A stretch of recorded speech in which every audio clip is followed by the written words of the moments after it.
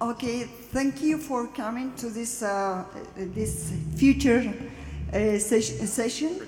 We are discuss some critical topics that will be very relevant, not for us from now on, and also for that will influence the next generation of thoracic surgeons. So I hope you find this this session interesting. We have changed a little bit the program, and instead of having the 4 talks that were announcing, that were advertised previously, we are going to have 5 talks, which makes this session especially interesting. But the problem it will be that we have almost no time for discussion, so I will ask everybody to, if they have any questions, just to go directly to the speakers later on. So finally, the session will have a nice talk about how the new interventional pulmonology will affect surgery in the future. We have also some data on the rise of non-technical skills, how they can help us in our daily practice. We also have a talk on current therapies and new target treatments, and also another one from a different view of how to analyze and measure our daily activity. And finally, we have some data on quality and outcomes in modern thoracic surgery. So please, Dr. Brendan, please go ahead with the first talk.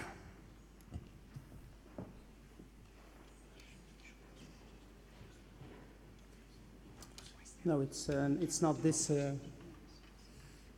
Yeah. Okay, dear Chairman, thank you very much for the invitation. You gave me a challenging topic, interventional pulmonology. Will it affect thoracic surgeons? I have no conflict of interest to disclose, but I want to disclose that I do not use a bronchoscope and I'm not an expert in EBUS or EOS. So when I started to prepare my talk, I looked into the literature and I thought, well, are there any papers on the future of thoracic surgery? And indeed, this is a paper from 1925 discussing whether general surgery should be subdivided into abdominal surgery and thoracic surgery. So already at that time, there were some questions on the future of thoracic surgery. And another paper published in Thorax in 1966 addressed the same question: will there be a future for thoracic surgery? And I will finish with the same question, of course. This presidential address given by Joseph Coselli as the president of the Society of Thoracic Surgeons discussed his 2 teachers, and he said, "My heroes have always been cowboys, and we as surgeons are sometimes considered as being cowboys." But we all know that indeed interventional pulmonology is moving forward. There are not only congresses organized on bronchology and interventional pulmonology, there is even a journal, there are textbooks on interventional pulmonology, and there are also many devices specially developed for interventional pulmonology. Even famous societies like the European Respiratory Society and the American Thoracic Society have made statements on interventional pulmonology. And in this publication from 2002, they are giving a list of all the interventional pulmonology procedures that their members can do. And this is still mainly focused on bronchoscopic procedures. But if we have a good look at the list of interventional pulmonology nowadays, not only bronchoscopic procedure, diagnostic or therapeutic, but also other procedures can be done and considered as interventional pulmonology. We all know EBUS, FNA, lymph node biopsies for diagnostic reasons, but also, of course, for staging lung cancer. Our pulmonologists have moved forward using interventional pulmonology to take lung biopsies in patients with interstitial lung disease, like transbronchial biopsies and now also cryobiopsies. Interventional pulmonology is used to not only diagnose pulmonary nodules, but also to preoperative localize pulmonary nodules. And then finally, we know that our colleagues also do some pleural procedures that they call medical thoracoscopy. So I want to go through this list very quickly. We know that surgeons are also, they were also trained to do operative endoscopy of the airway, but not all surgeons are doing that. And this is a paper from Doug Wood's group describing operative endoscopy of the airway done by surgeons.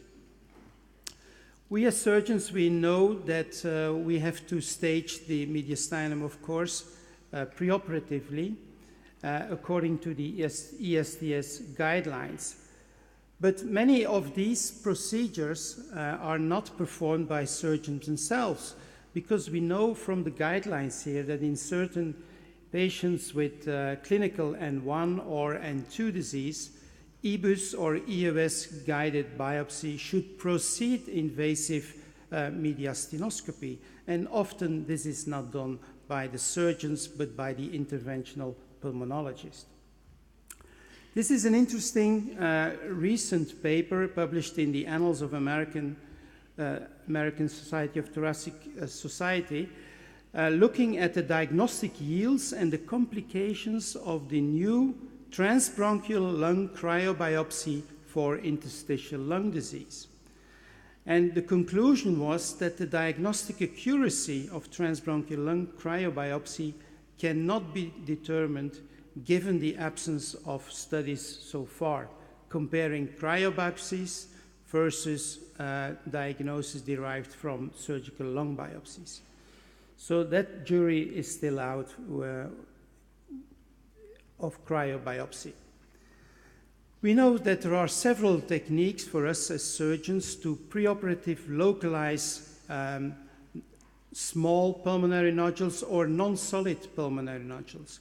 We can either do a percutaneous injection with methylene blue dye, with lipiodol. We can put in hook wires, microcoils, and now also radio tracers. Or we can do a navigational bronchoscopic injection of a dye or microcoils. And finally, we as surgeons, of course, we know that you can also localize these very small nodules intraoperatively by palpation or even by using ultrasound. And the question is, who has to do these localizations preoperatively? Is it for the surgeon or the interventional pulmonologist? Now, this systematic review and meta-analysis compared the effectiveness and safety of 3 different techniques for preoperative lung localization for pulmonary nodules. And they all yielded similar highly successful targeting rates. However, the hook wire localization had a relatively lower successful operative field targeting rate because of dislodgement or migration at the time of surgery. Lipiodol localization had the highest overall success rate, and microcoil localization yielded the lowest complication rate. This is a paper in press in the Journal of Thoracic and Cardiovascular Surgery discussing the use of radiotracer localization of non-palpable pulmonary nodules, which seems to be also a promising new technique. We've all heard about the electromagnetic navigation bronchoscopy for identifying lung nodules for thoracoscopic resection. And I also think that not many surgeons are doing this technique themselves. It's usually done by the interventional pulmonologist. And then finally, we know that many of our colleagues, they also do thoracoscopy and what they call medical thoracoscopy, and they have their own instruments to do that. And this paper looked at medical versus surgical thoracoscopy in the management of pleural diseases, and it was interesting to read the conclusion of this review article. We know that there are some differences between the surgical VATS and the medical thoracoscopy. Surgeons are doing the VATS in the OR, while medical thoracoscopy is usually done in the endoscopy suite. Surgeons do it under general anesthesia, and our pulmonologists, they often do it under conscious sedation. We use a double lumen tube, they use spontaneous breathing.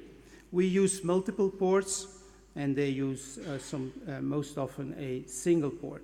But of course, the invasiveness of the surgery is different between the two specialties. So what was the conclusion of that review paper? Well, ideally, every case of pleural disease that requires thoracoscopy should be discussed between the surgeon and the interventional pulmonologist to tailor the most effective, safest approach for patient management. And this would be my conclusion, in fact, of my talk. So, thoracic surgeons versus pulmonologists. Should we get married? Should we become friends and live in peace? Or do we have to divorce and be enemies and create some war?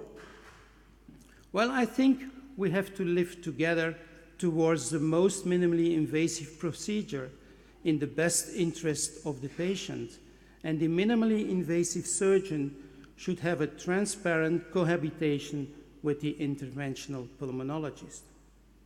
But of course, much has to do with money. If you work in a system where you get an honorarium for every procedure that you do, it will be more difficult to say, okay, my interventional pulmonologist can do that.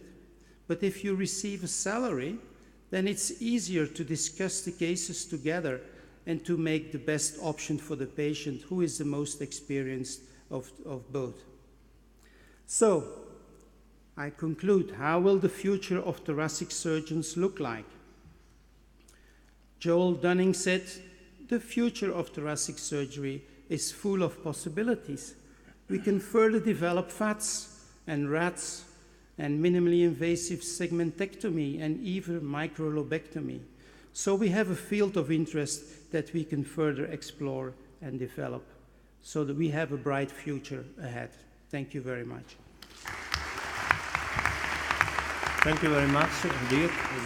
For the reason said before, we are really running out of time, so I will ask Gianluca Casali, please, to stand on the podium and proceed with the next presentation. The title is The Rise of Non-Technical Skills, Optimizing Performance of Individuals and Teams to Improve Patient Outcomes. I will ask all the audience to keep any question for the very end of the session if we are left with time. Thank you. Beautiful. Good afternoon. First of all, I'm going to push the idea that non-technical skills are really, really important, but this doesn't mean that technical skills are not. Technical skills is what brings you, give you the ability of go on the field and play what we play, that is thoracic surgery. Non-technical skill is possibly what gives you the extra edge. Last night, a football match, highly skilled team on the field, somebody lost his mind and maybe affected the final results of the match. Big idea in 49 words. So performance of individual and team is a function of their skills, technical and non-technical. Surgeons are mainly focused on the development of technical skills and not paid much attention to the non-technical skills. And in my view, there is an untapped opportunity to improve outcomes focusing on non-technical skills. What is performance? In our mind, performance is mainly improve our outcomes and reduce harm. And to achieve this goal, we have historically focused on technical skills and to technology to support the technical skills. What are technical skills? It's the ability to suture, to dissect, fine motor skills, and in part developing on new techniques. Technology support us, so we have almost stopped suturing in lung surgery using staplers, and we will maybe lose the ability of moving our arms, and instead we are going to gain robotic arms. What it does happen, the impact of this is that the technical skills relevance through standardization reduces, and instead what is going to increase is the relevance of non-technical skills. What are the results? We have seen in all the database mortality progressively reduced down to really small figure for most of our procedure. But then if we look from a systemic point of view, this paper on a research done at Johns Hopkins says that we are the cause of, we are the third leading cause of death. So heart disease first, cancer second, medical error third. Of course, this is all physician, it's not surgeon, and this only happen in the States. But death is only the tip of the iceberg. If you look at the adverse event reports in UK, this is the National Health Service, we have seen an increase year on year. And the number of adverse events, I'm sure, is growing partly due to better reporting, but is also due to the fact that the system in which we work becomes more and more complex. Europe is going to soon be fine, because after Brexit, this is not going to be for you anymore. If I want you to look at this graph, it shows energy and time and resource invested on the x-axis and performance on the y. There is a first phase in which is producing investment, second phase in which there is a diminishing return, and then negative returns. My feeling is that technical skills, due to technology and to us being very good at what we do, are in the area of diminishing return. So investing a lot of resources after we have learned how to do things, it may not be the right thing to do. Non-technical skills fall at this end of the spectrum. Talking about lemon, I think technical skills, here we are. We are squashed and get all the juice out of it. Non-technical skills, this is how I see them. Now, we move to completely different fields. Nuclear accident, Chernobyl, plane crashes, and then some healthcare professional surgeons that do the wrong things. And if we look at the details, all the events are very different. But when we start looking and going deeper into it, we see a number of commonalities. And the commonalities are in the non-technical skills and not technical skills failure. This is a long list of events, and what we find constantly is situation awareness failure, decision-making failure, communications failure, teamwork failure. Is not how we do the anastomosis, is not how we do the suturing. And human error is considered relevant and important in at least in 64 to 83% of the incidents. So when I talk about non-technical skills, what I'm looking at situation awareness, decision-making, communication and teamwork, and leadership. And all these are things that we can learn. And for tonight, what I'm going to test you is on situation awareness. Why? This is the entry point where all the information that comes from the environment reach our brain and then affect our decision-making. It has 3 levels. The first level is perception, and perception of the data and the element in the environment. Second level is comprehension of the meaning and significance of these data. And third, an important level is the projection into the future. Now that I can see this stuff, what is going to happen next? And now we get to the challenge. The challenge is going to be in 2 parts. I'm going to ask you to answer some questions. And the first one is to identify the murderer in a movie that I'm going to show to you. And the second one, I will let you know soon. There is a prize. I have 1 book for the only 1 winner. And if there are more than 1 winner, I'm going to provide more books. Just to keep everyone interested. Let's see if this should be sound.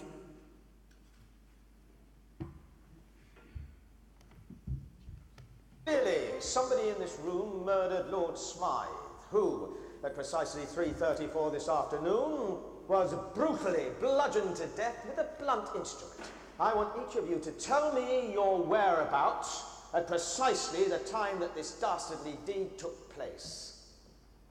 I was polishing the brass in the master bedroom. I was buttering his lordship's scones below stairs, sir. Why, I was planting my petunias in the potting shed. Constable. Good. Who thinks that is the old lady? Raise hands. Beautiful. 1. Who thinks that is the old gentleman? Beautiful. Who thinks that is instead the young lady? Great. Let's see. Constable, arrest Lady Smythe. But how did you know? Madam, as any horticulturist will tell you, one does not plant petunias until May is out. Take her away. Constable, arrest. Beautiful. Now there is the part B of the challenge. And I have another important question. Have you noticed anything else? Yes, beautiful. Are things that more than 5 things have changed in the movie while you were watching it? One person. How many people think that more than 10 have changed? One over there. Anybody else? Anyone that thinks that more than 15 things have changed? No one? More than 20? No one? More than 50? No one. Great. Let's see. But how did you know? Madam, as any horticulturist. Sorry. There's something wrong. But how did you know? Madam, as any horticulturist will tell you, one does not plant petunias until May is out. Take her away. It's just a matter of observation. The real question is, how observant were you?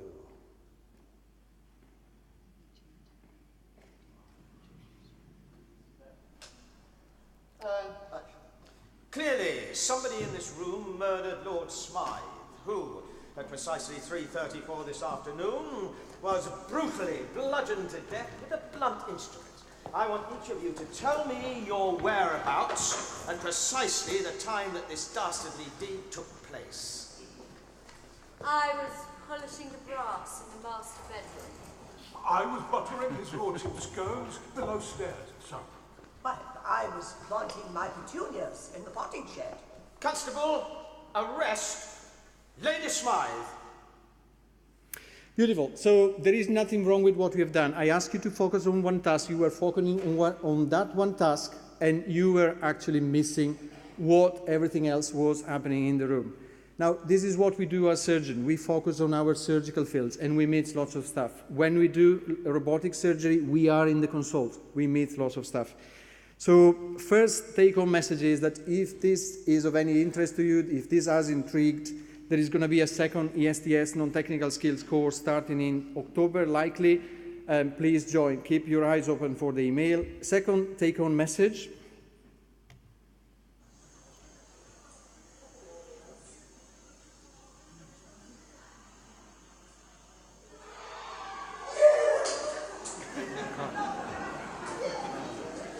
So, is this a yes or is this a no? Okay. No, yes? Thank you very much.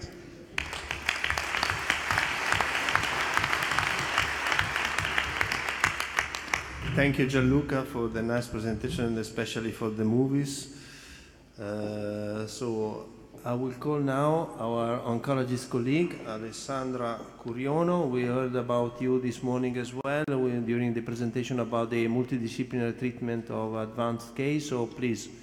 So thank you very much, the organizer, for the kind invitation, and it is my pleasure to guide you through the complexity of our also non-technical skills in the oncology, and which means what do we need to know before we take a treatment decision for advanced non-small cell lung cancer. And if we just do look back at 2002, whatever kind of chemotherapy we would have used, the results would have been the same, with a median overall survival of 8 months for advanced non-small cell lung cancer. The next step was done in 2008, when it has been shown already a difference between squamous cell carcinoma and adenocarcinoma of the lungs. And what I'm used to say as well to students is that you do not need to be a pathologist to see that they are very different in their histology, but also in their behavior upon treatment with chemotherapy. The difference was shown, and this clearly said that patients with squamous cell carcinoma would have favored a treatment with cisplatin gemcitabine compared to adenocarcinoma when giving cisplatin and pemetrexed.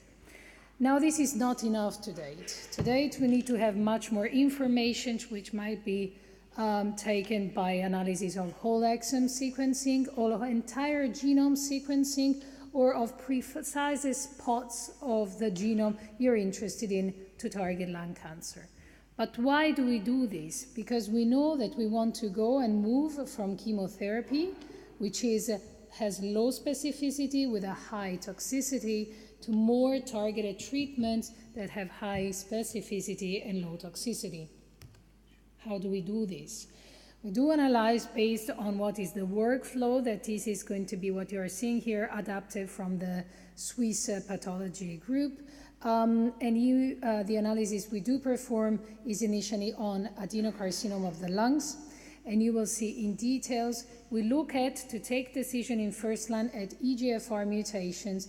KRAS are used in order to exclude other mutations, RBP2, BRAF, PD-L1, ALK, ROS1, and CTSNet immunohistochemistry. These analyses are for us pretty important, and this is due to the fact that it has been shown that, for example, for EGFR mutations, the use of specific treatments, the so-called tyrosine kinase inhibitor, have an impact, a profound impact on response.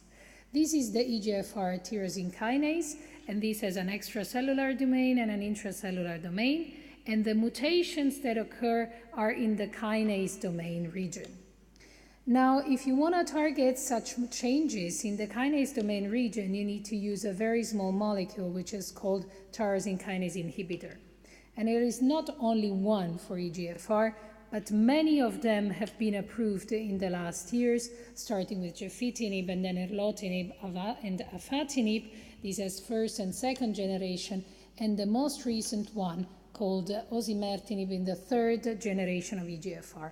But why third generation? Well, because we acquired knowledge about the behavior of this disease.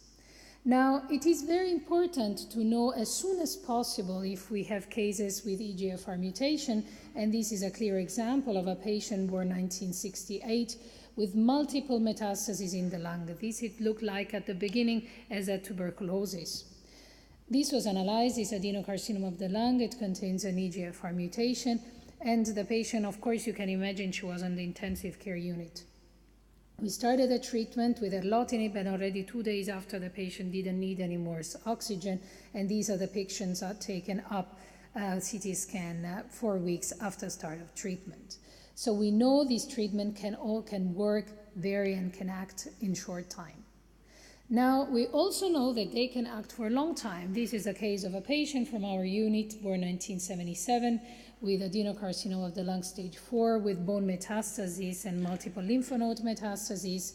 We started a treatment in 2011, and 3 years afterwards, he was still responding with gefitinib.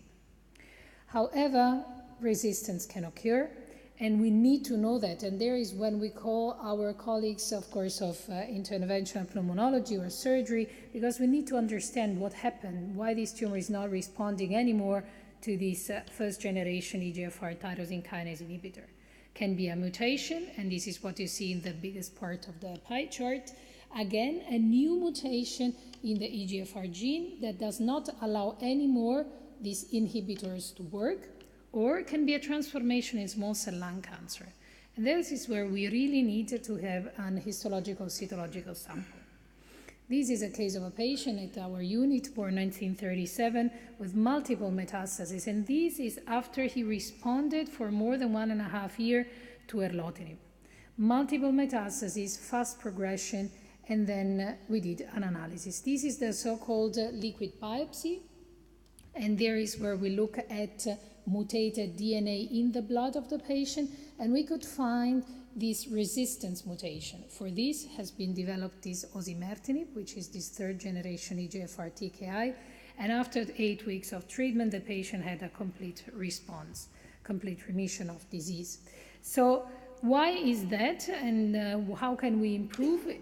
Because these medications have been designed exactly for what we know now that is had occurred in this patient with this resistance mutation. And we might use them already up front, and this is the data of the FLAURA trial, showing a progression-free survival of 19 months compared to 10 months with the standard inhibitors. What does it mean for us? It's for the oncologists, it is very important to have access, first of all, to these drugs, and as soon as approved, we might use them and implement our first-line treatment. But there are many of other analyses we can look at, and I'm not, of course, going through all of them, but for you just to know that many of these mutations can be treated and targeted with several medications. And if you might think, why are we interested in 5% of adenocarcinoma of the lung? Well, these are still hundreds of patients that we see over the years, and these patients can also live very long and for many years thanks to the development of these many treatments. But we move from the targeted treatments to immunotherapy, which we have to consider as the current standard of care for advanced non-small cell lung cancer. Which patients? Now, I introduced this morning, part of the audience was here this afternoon, about how the immune system can eliminate cancer. Let me go one step back. And what you can see on the left side is the cancer cell producing tumor antigens. Please focus on these, because these antigens are the ones that are capable to induce an immune response. And then the task force, the T cell, will come and destroy the cancer. Now, all these interactions have been demonstrated to be finely regulated by several molecules that inhibit the immune system or stimulate the immune system. And there are several of those molecules that have been characterized. And I will show you just the most recent data targeting the pathway of PD-1, PD-L1. Many compounds are out there using and targeting this pathway, either PD-L1 or PD-1. And the data we have to date to decide which treatment and how and to which patient should we give it, well, we might use, again, our chart.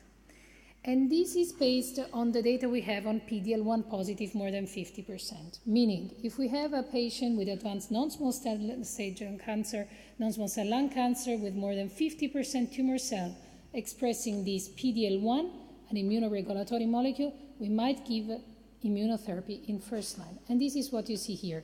These are the results of the Keynote-024 study.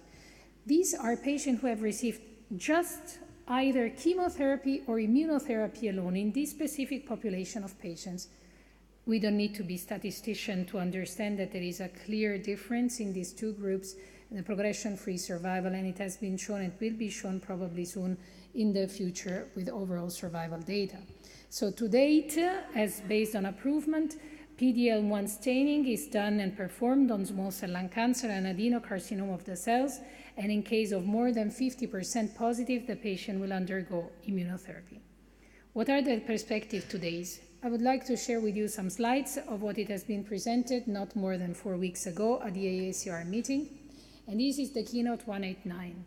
If we don't want to select the patients based on PD-L1 and we want to treat all of them, how can we do it with immunotherapy?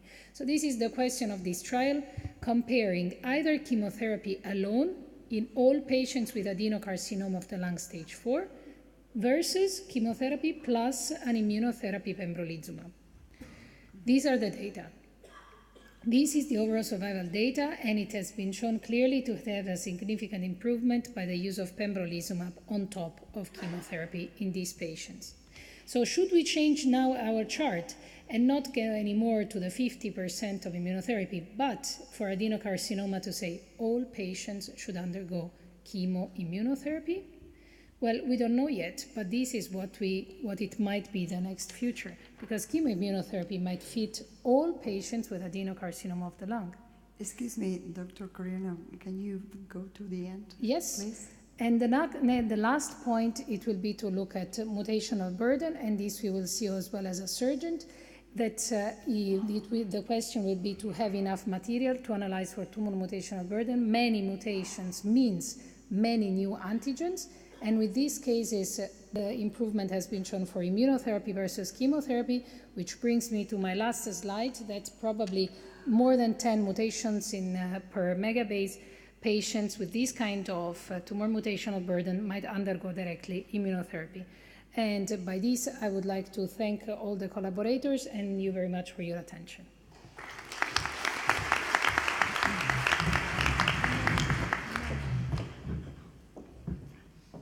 Not you, sorry. Well, thank you very much, Dr. Corino. Next, it will be Dr. Varela with a talk about a different view for our daily practice. Okay, thank you very much for this nice invitation. I think that the invitation for this curious topic, the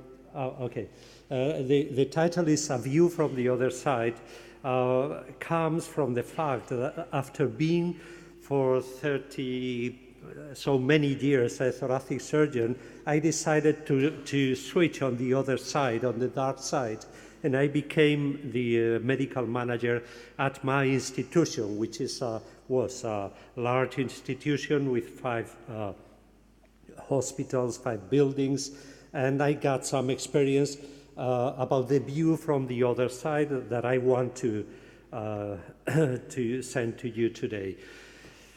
In summary, I'm talking about the relevance of having the same language managers speak, and in my experience, where from come the majority of conflicts. This is a surgeon, comes to my office and says, my patient deserves the best, and I answer, and also my 50,000 patients a year, not only your patient today. This is okay, my patient deserves the best, because we are surgeons and we are treating patients the best we can. But look at the attitude of the manager. And I'm showing to you a practical case. The case of Rose, rapid on-site evaluation during EBUS TBNA. A randomized trial in 2013 concluded Rose decreases the rate of false negative and p-value is under 0.05, okay? So the endoscopist came to my office and said, I need a pathologist nearby in order to do rapid on-site assessment, okay? And then I'm thinking, that's 65,000 euros per year.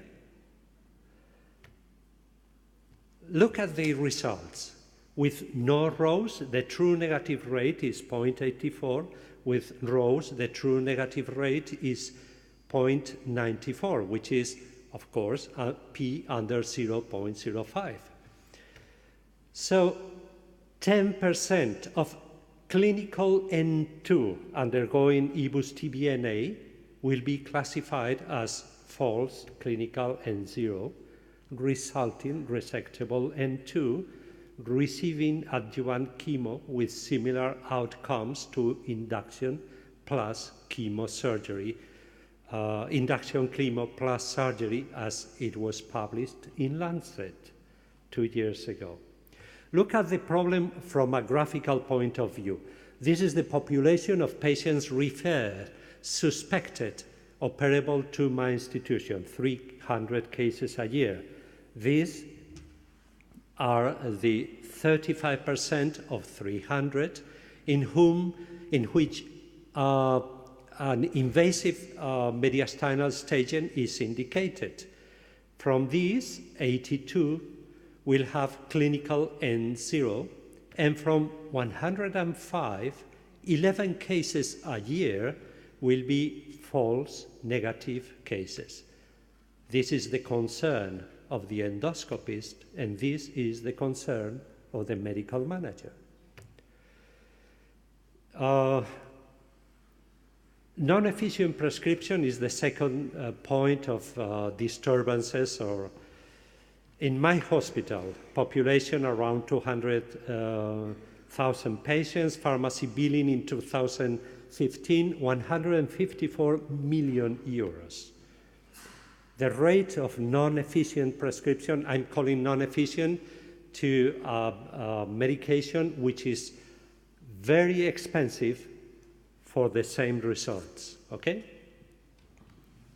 This is the percentage of non-efficient prescription, and we calculated if we don't use that, we can save up to 48 million euros per year. So I started to speak to all chief of departments, especially those people spending a lot of million euros per year, and these are the results. We spent 142 millions, which is a difference compared to the previous year of 11 million euros, 11.5. Not 48, but it's good enough. So my conclusions: managers have the full picture. We are not enemies. We are playing in the same team, and we need cooperation for a sustainable healthcare system. Thank you. 2 minutes. Thank you. Fantastic, Professor Valero. You saved our life. So now, 3 minutes left. We call Professor Kristen Cedar from US, Chicago. Will give us a view on modern outcomes and how we can measure quality in thoracic surgery from the STS database. Thank you very much. You're welcome. Thank you for having me. I have no financial disclosures. So the first question we have to ask ourselves when we're looking at quality is, how is quality measured? The STS uses the Donabedian model, which contains 3 different parts: structural measures, process measures, and outcome measures. So let's take a look at each one of those just briefly. So structural measures, they give a sense of a participant or a hospital's capacity, systems, and processes that they have to provide high-quality care. Such things as, does a patient have an EMR, or electronic medical record? Do they participate in a systematic database, like the General Thoracic Surgery database? Process measures indicate what a participant does to maintain or improve health. These generally line up with accepted recommendations for clinical practice. That might be the percentage of patients who get a Lima for a CABG, something along those lines. Finally, outcome measures, they reflect the impact of the healthcare on the patient's status. So that's going to be mortality after lung resection or readmission rate after esophagectomy. As a quick overview, the STS General Thoracic Surgery Database was established in 2002. It's an audited and voluntary database. It has 306 participants in the last database harvest, which included 970 surgeons in both the US as well as in Canada. We have over 530,000 operations to date. So first things first, so we talked about this a little bit earlier in the day, but before using a database to assess or try to improve quality, it must be ensured that the data within the database is accurate. So under the lead of Mitch McGee, for the last 6 years now, we've performed audits of our STS database. We audit, and we have an external company that is paid to audit 25 sites each year and 25 cancer cases at each one of those sites. And that's 40 elements per case is audited and compared to the electronic medical record compared to what's in the database. That's about 25,000 data points per year that is audited. Over the course of the last 6 years, you can see that our agreement rates have ranged between 93 and 97%, so relatively high agreement rate. Once the STS established that we have accurate data, we can more confidently begin looking at our outcomes and risk adjusting. Now, outcome measures may seem to be the gold standard in measuring quality, but an outcome is a result of numerous factors, oftentimes beyond a provider's control. So risk adjustment methods that correct for the severity of illness are necessary. The STS lung cancer resection risk model was updated in 2016 and includes 3 different models: major morbidity, operative mortality, and composite morbidity or mortality. Over 27,000 lung cancer resections were examined with an overall major morbidity of 9.1% and operative mortality of 1.4%. The risk models were then created, identifying 13 to 16 predictors for each model. Similarly, we created an esophagectomy risk model the following year, looking at 4,300 esophagectomies. There were 5 to 7 predictors, depending on which model you looked at. With these risk models established, the STS General Thoracic Surgery Database Task Force selected the lobectomy composite model as its first quality measure. Under the lead of Dr. Kozauer, the STS lobectomy composite score was developed. In this model, mortality is weighted 4 times greater than major morbidity.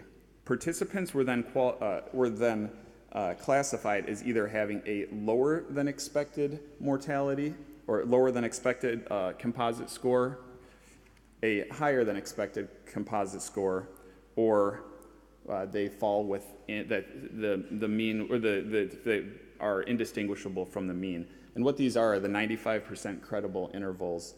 So if your credible interval is completely below the mean, then you are a 1-star program. If it's entirely above the mean, you are a 3-star program.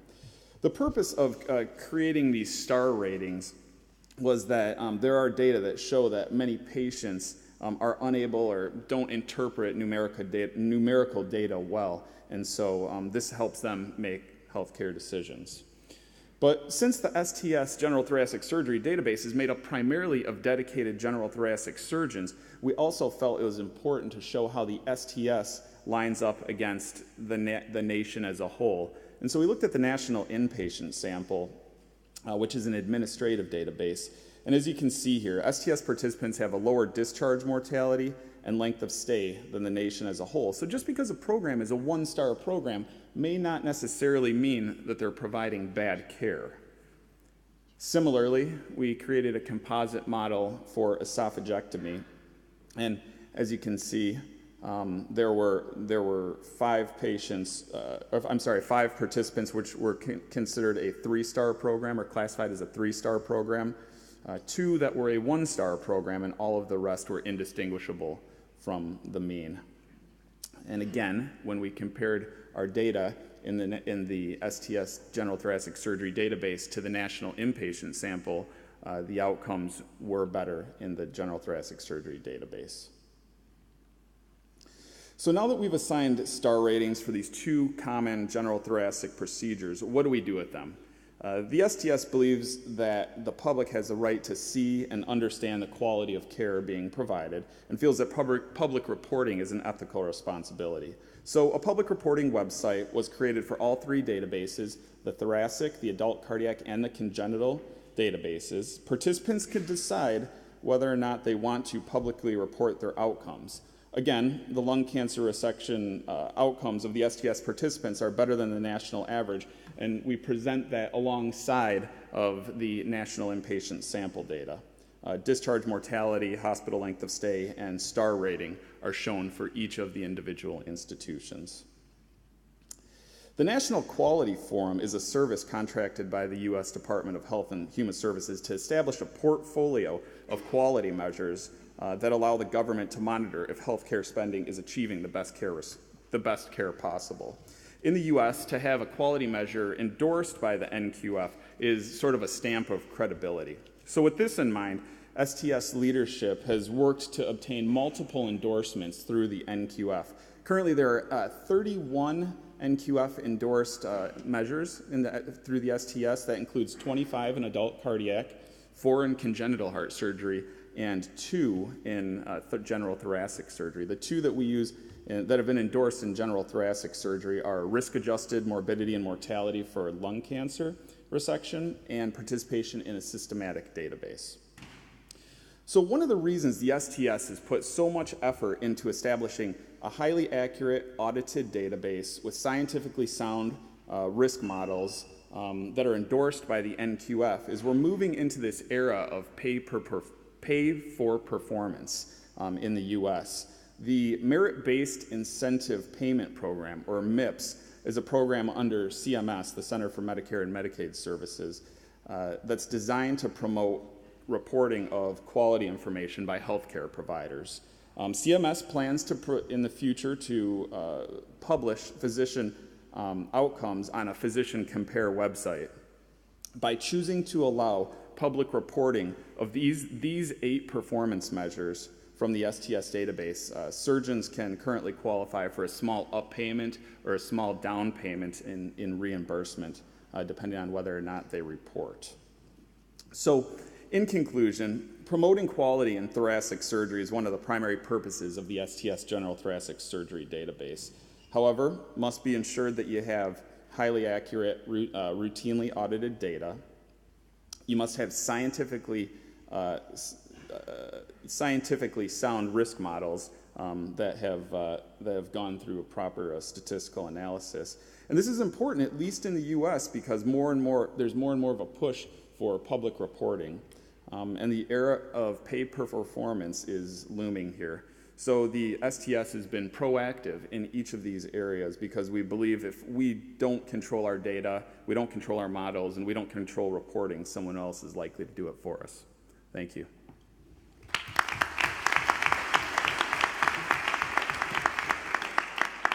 So thank you very much, Professor Sida. Thank you very much, everyone. Unfortunately, we don't have time for questions. The open ceremony is going in this room immediately after this session, and I hope you will enjoy to have an additional speakers. All have been very interesting talks, and I'm sure you will have time to catch up speakers if you have some question later on during the welcome reception upstairs. Thank you very much, everyone.